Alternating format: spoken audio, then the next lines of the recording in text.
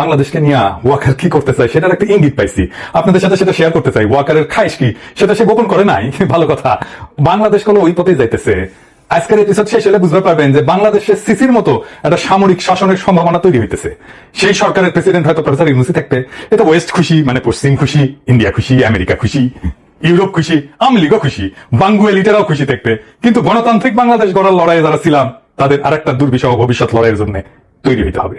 কেন আমার মনে হচ্ছে বাংলাদেশে সিসির মতো শাসনের বিপদ আছে সেটা আমি 5টা অংশে ব্যাখ্যা করবো আজকের এপিসোডে।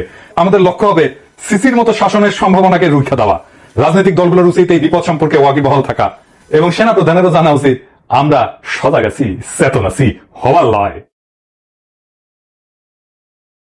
আন্তর্জাতিক বার্তা সংস্থা রয়টারকে দেওয়া ওয়াকারের সাক্ষাৎকার করে মনে হলো যে 36 জুলাই গণঅভ্যুত্থান পরবর্তী এই অন্তর্বর্তীকালীন সরকারকে উনি 1/11 ধাঁচের সরকার বলে মনে করছেন। এই ভদ্রলোক নিজের আর এক জেনারেল মইন ভাবছেন। তা না হইলে একজন সরকারি কর্মকর্তা হইয়া কোন ক্ষমতার জোরে এবং কোন সাহসে কার অনুমতি নিয়ে সংবাদ মাধ্যমে বক্তব্য দিলেন? সরকারি কর্মচারী হিসেবে উনার তো প্রধান উপদেষ্টার অনুমতি নিয়ে বক্তব্য দেওয়ার কথা, ঠিক কিনা?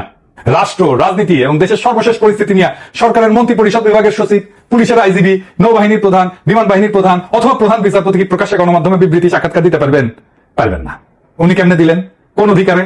কোন হেডমে? হাতে অস্ত্র আছে আর তলে সৈনিক আছে। সেই জন্য ফ্যাসিবাদের অবসানের পরে গণতন্ত্র ফিরে আসলে বলে কি সরকারের শীর্ষ কর্মকর্তারা স্বাধীন হয়ে গেলেন? চাকরিবিধির সকল শর্ত লঙ্ঘন করে নিয়ম নীতি ভাঙ্গা তারা কি দেশে অরাজকতা সৃষ্টি করবেন?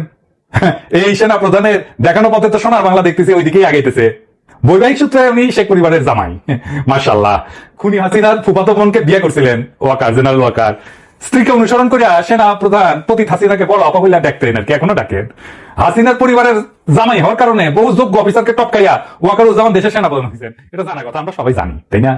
এটা একটা খারাপ নজির, যা বাংলাদেশের সশস্ত্র বাহিনীর এক অগৌরব গাথা। বললে কিভাবে চলবে?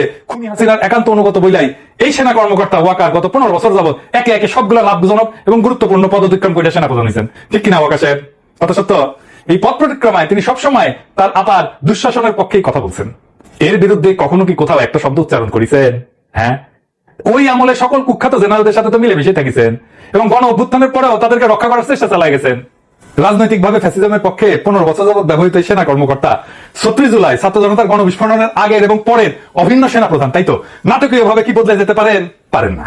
বলেন দেখি, আজ রাজনৈতিক প্রভাবমুক্ত সশস্ত্র বাহিনীর মতলববাদী তত্ত্বের এই প্রবক্তা ভয়ঙ্কর স্বৈরাচারী খুনি হাসিনা 15 বছরের দুঃশাসন আমলে কখনো কি একবারের জন্য কোথাও এমন কিছু কইছেন?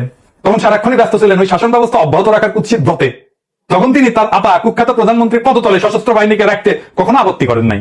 কিন্তু এখন কেন তার এতই দরকার যে গণ অভ্যুত্থান থেকে উত্থিত গণরাজনীতির প্রভাব থেকে মুক্ত থাকার জন্য? এর কারণ বোঝার জন্য আইনস্টাইন হওয়ার দরকার নাই। ফ্যাসিজমের সকল সুযোগ সুবিধায় হৃষ্টপুষ্ট হওয়া এমন সকল ব্যক্তি প্রতি দুঃশাসনের অভিন্ন অংশ ছিলেন। এটা আমরা ভুলে যাই নাই। জীবদ্দশায় তারা কখনোই বদলাবে না এবং বাংলাদেশে বসে সারাক্ষণই তাদের প্রভু ইন্ডিয়ার স্বার্থ রক্ষার মরণপর চেষ্টা চালাই যাবে।